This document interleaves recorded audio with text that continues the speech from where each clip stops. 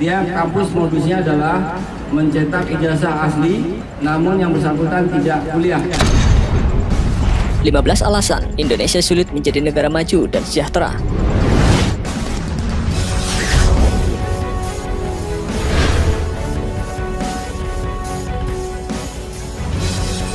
Banyak dari kita pasti berpikir, sebuah negara dengan sumber daya alam yang kaya, mengapa tidak kunjung maju dan sejahtera?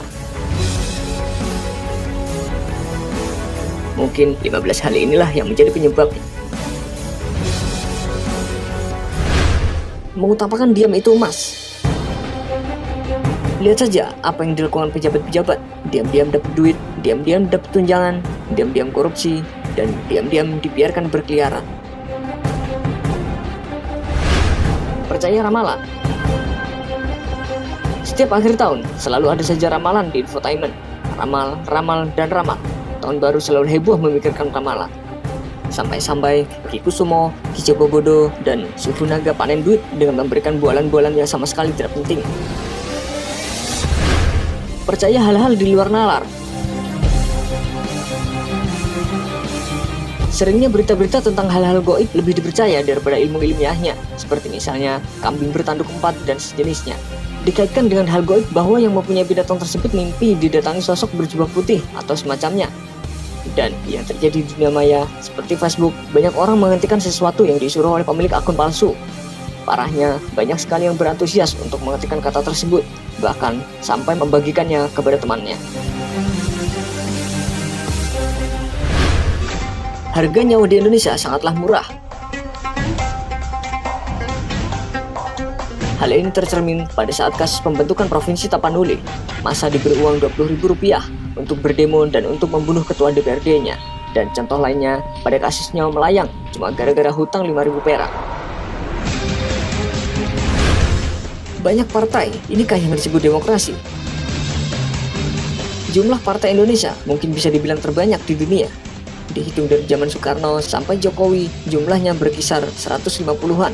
Dari segitu banyaknya, hanya sekitar 15 yang menonjol, dan sisanya hanya untuk memanjangkan kertas pemilu, dan seringkali yang bermain di dalamnya orangnya juga itu-itu saja.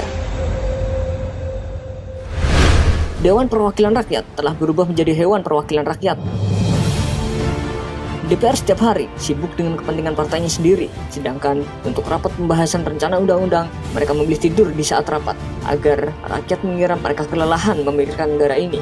Bahkan mereka membuat keributan agar terkesan pendapatnya itu adalah yang terbaik untuk kemakmuran rakyat. Rakyat dibohongi oleh pemerintah. Pemerintah dengan seenaknya menaikkan harga BBM yang bisa berpengaruh ke masyarakat bawah. Mengapa pemerintah tidak menaikkan pajak mobil mewah yang notabene pemilik mobil mewah adalah orang-orang kaya? Menghitung kesuksesan pemerintah dari sembako. Apakah sembako bisa mempengaruhi tingkat perekonomian bangsa? Apakah ekonomi itu hanya kebutuhan pangan saja? Sebenarnya, tolak ukur yang digunakan dalam pembangunan ekonomi diantaranya adalah pendapatan nasional, produk nasional bruto, kesempatan bekerja, perekonomian yang stabil, neraca pembayaran luar negeri, dan distribusi pendapatan yang merata. Apakah pemerintah sudah memenuhi tolak ukur tersebut?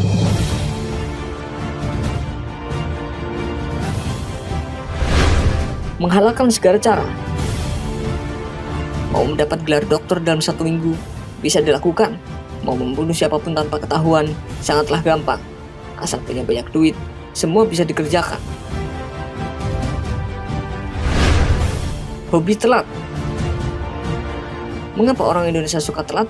Contoh kecilnya, giliran Malaysia sudah mengambil Sipadan dan Likitan, kita berkoar, ganjang Malaysia, merdeka atau mati. Kemana saja pada waktu Sipadan masih punya kita? Dan sekarang, Sipadan sudah menjadi the best dive site in the world oleh Malaysia. Kita seperti tidak terima. Bangga dengan Jakarta. Apakah pantas kita bangga akan ibu kota Indonesia ini? Kota Indonesia adalah kota metropolitan yang dicap gagal oleh dunia luar. Bahkan, kemacetan Jakarta sudah jadi bahan salah satu acara TV di luar negeri dengan tantangan melewati jalan tol bandara sampai ke Monas yang macetnya tak terkira. Boikot Amerika. Para pendemo dan masyarakat biasanya merasa sosokan untuk memboikot Amerika, entah karena alasan ini itu yang tidak jelas, mereka langsung mengambil keputusan berdemo ria menuntut agar Indonesia memutus hubungan dengan Amerika. Sedangkan apabila itu terjadi, Indonesia pasti akan mengalami krisis 5 kali lebih besar dari tahun 1997. Ditipu orang asing. Orang asing menipu rakyat Indonesia dengan pelan. Disadari atau tidak, Cina dengan mengimpor barang sebaik-baiknya, Amerika dengan pertambangannya, dan India dengan sinetron juga film perusak mental bangsa. Terus menaikkan standar kelulusan. Dari tahun ke tahun, batas minimal UAN terus naik dari 3,14 sampai 5,50. Apakah tujuan Depdiknas sebenarnya? Apakah ingin memperbanyak ketidaklulusan di bangku sekolah? Atau menambah kecurangan sekolah meluluskan siswanya yang bodoh? Ospek adalah sarana pembentuk mental pemimpin. Ospek yang terjadi di Indonesia bisa dibilang hanya sarana para senior untuk membalas dendam. Mereka kurang paham betul tentang psikologi pembentukan mental. Hanya praktik yang asal-asalan, seolah hal yang dilakukan senior punya alasan demi kebaikan juniornya.